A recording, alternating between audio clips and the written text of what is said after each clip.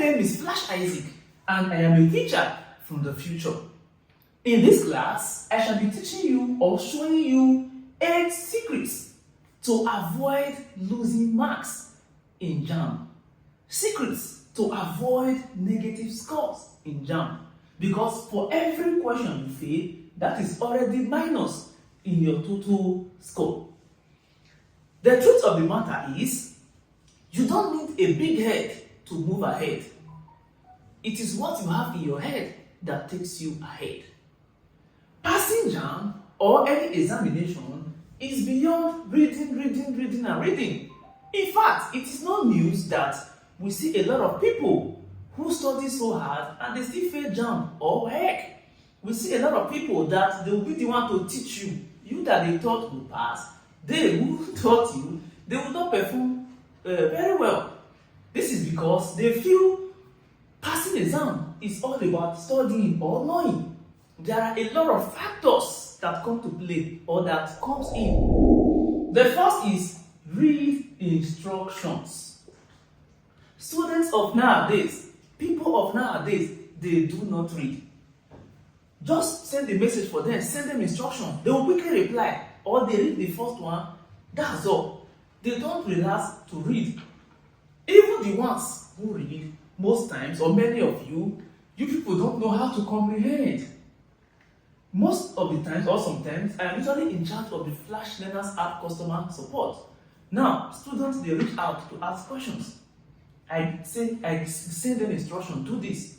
Then they come back and say, it did not work. I usually tell them, did you read this? Then they will go back to read it. Oh, it's true, it has worked. So how come the first time they did not comprehend it, the second time they had to comprehend? This is because in the second time, they were intentional. The first time, they were not intentional. So you must be intentional in reading, intentional in understanding instructions.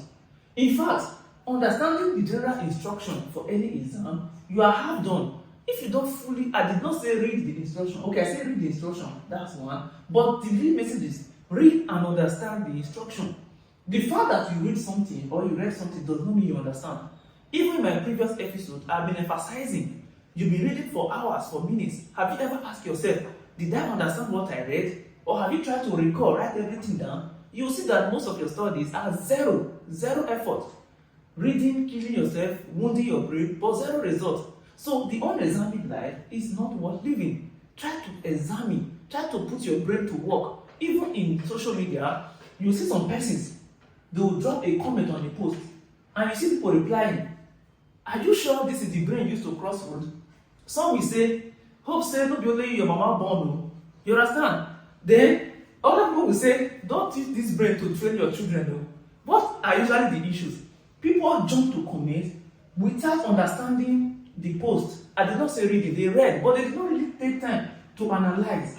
So that is the problem of society. If you are able to solve comprehension issue, your life is okay. But if you are not able to do that, it's going to really spoil your life. Sorry, your Jamb score. 2, understand questions. I did not say read questions, understand questions. Jamb people, they are wise. Me, I am wise. Once I set question, I will set it in a way that many people, they will misinterpret it, they will just read and start solving. That is what Jamb do as well. The question, if you can think or if you're in the right state of mind, they are easy, but they twist things, they use a language. So when you understand or you try to reason the questions, you want, like, this class is not like academic basis guide. If I were teaching maths, chemistry, physics, I'll go into details, but this is just general guide that applies to all your subjects. So I don't want to give example in some subjects and other people will say, oh Joro, you understand? So make sure you relax. In fact, after this class, the questions you solve, what you've seen before, go back, sit down, read the questions once, read it again, read it the third time. You'll see that the more you read the questions, the more understanding you have. In fact, as a rule, make sure you read questions at least 2 times before you start solving. 3, rush is equals errors. Oh, I need to be fast. Let me solve this thing. I have 200 questions. Let me finish it. Good one. But if you have 200 questions, right, and you rush to finish, and in the process of rushing, you fail 100, And out of that 100, let's assume if you took your time, you would have been able to solve 80 of them correctly if you're in a hurry. So which of these would you prefer? 200 questions, you relax to solve, you are able to answer only 150. In that 150, you got 130 correctly. Or 200 questions, you finish everything because you're in a hurry, you must finish, and you're able to score only 100 or only 80 because of hurry. So this is better. So effectiveness is more important than rush. In fact, in Jamb, you must not finish. You must not finish. Take your time to do the ones you can. Cross-check can be okay. The ones that are difficult or that will take you time, if you are not able to finish before time, in my video on how to score 100 extra marks in Jamb, I explain what to do in that part of it. And 4, eliminate first. In the process of answering, remove 2 that you feel they are not options or they are not the right choice at all. The 2 odd ones, the ones you feel they can be the answer. Take time to look at them. As a matter of fact, avoid overconfidence. Any question you rush to, yes, B is correct.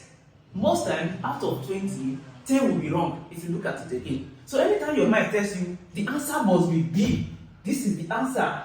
After choosing the B, go to the next question, then come back to see that question again. You look at it, you see that, oh, you missed something. Because of overconfidence, you lose marks. Cross-check and avoid too much cramming. Because the more you cram, the more you feel this question is the one you cram. It will be like this, it is one way. And the problem with cramming is that by the time you forgot 2 things you cram, your brain will be scattered. Everything reshuffles. Hey, and your life is serious problem. Serious problem. You can't even answer anything again. You forget. So cramming can be dangerous, especially 2-3 days to exam. You are bombarding your head with cramming. Once there is small error, everything is going to format, right? This is why I don't encourage people like a day to Jamb to be reading. In fact, 2 days to Jamb, just try to be sleeping, relaxing, doing revision. But it may sound, no, I need to read though. Your brain needs to relax. Your brain needs to relax. In fact, it's one thing to bombard your brain and to prepare. But if your brain is not prepared to deliver, there's a saying that the brain works throughout your life from birth to you start growing. It only stops working when you're in the exam hall. And this may be true because you've bombarded your brain, you've scattered your brain, reading, thinking before the exam. And at that point, your brain itself is tired. Your brain will rest when you want the brain to perform. So at least a night to your exam, 2 days to your exam, or a day to your exam, don't read. Just be sleeping, eating, sleeping. And when you get to the exam center that day, and you see people everywhere carrying book, reading, don't be scared or intimidated. Leave them. Relax, write your stuff, and leave. It's not a do or die affair. Then we'll move to the next. That will be it for this class. Thank you, and see you in the next class.